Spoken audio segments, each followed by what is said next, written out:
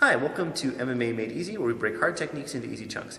Today I'm going to be going over a school of thought which I employ in my jiu-jitsu training, which is making somebody fight really, really hard to get put into my submission lock. Okay? Now, there's a school of thought in jiu-jitsu which is similar to Aikido, which is to redirect all the energy all the time and make it flow from one thing to the next. And that's a beautiful style, and it's very, very applicable, and it's very, very effective as well.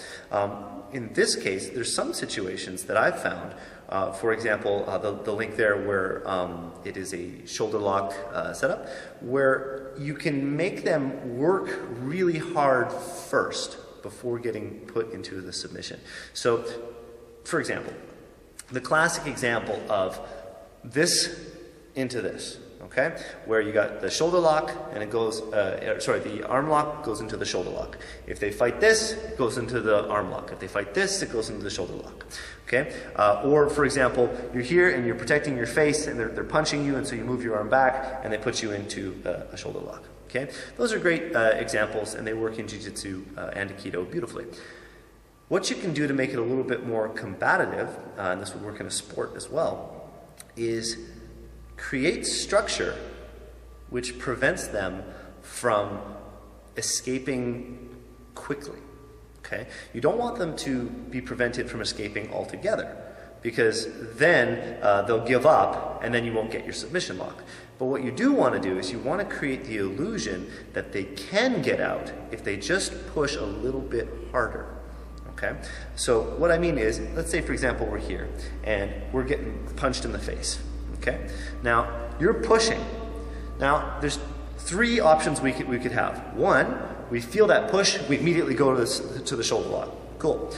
The other option is we hold it down so that they can't escape, and we put all of our weight and structure in it, and we keep punching them. That would work too.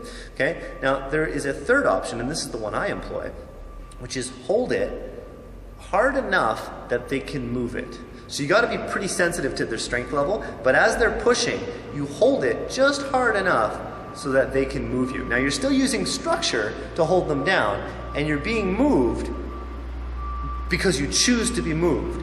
But to them, it seems as though they're overpowering you to escape.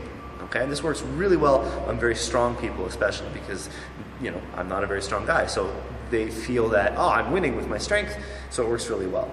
What this does is it makes their shoulders just burn because they're just getting there, oh, almost there, and I will let them fight to the point where I think they're not going to fight anymore, and right before that, then I take the shoulder lock. Okay? Now you're saying, well, wait a minute, you still get the shoulder lock in the end, why do that? Well, there's a couple reasons. One, if I don't get my shoulder lock now, their arm is really, really tired, and I'm not. That's good for me. Right? If this is a prolonged adventure, then their muscles being really, really sore and achy, if they get on top later, that might make a really big difference. The other reason is mentally, this can break them very, very quickly. I pushed really, really hard and it just made things worse.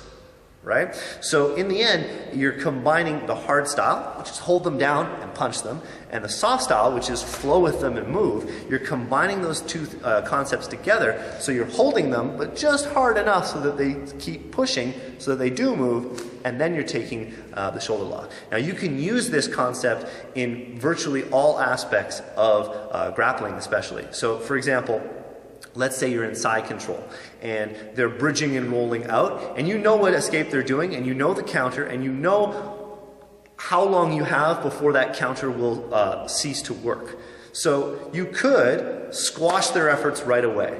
You could redirect their efforts into a new position right away. Or you can make them push as hard and as much as possible and then redirect it and go to a new position. Okay, so one just really makes it like you're an empty jacket, right? You're flowing and you're moving and they can't seem to get a hold of you, and that can be frustrating too.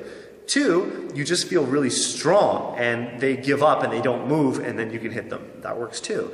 In this option, what it is they're working really hard, so you feel very strong, but you also at times feel like an empty jacket because they're overpowering, and then boom, they don't get it, and you end up in a different position. The reason I like that one is because it gives you the illusion that you're not necessarily ever too much ahead of them. Okay, you're always about 2% more than what they can handle, because they're almost winning, they're almost out, and then they get choked, or they're almost out, and then you took their back. And I really like that as an instructor, because it encourages them to keep training and keep growing, but at the same time you can challenge them. And also as a fighter, you could see this because it gives them the encouragement to really burn out their energy and just gas out, and in the end you're totally fine. And as a sport fighter, this would work as well, because again, in long rounds, if you make them gas out in the first round, you're going to win. So I encourage you, try this out. There's absolutely nothing wrong with going 100% hard style or 100% soft style. There's nothing wrong with that. But often I've found in martial arts that the magic is in the mix, and that soft styles are great if nothing goes wrong, and hard styles are great as long as you're really strong.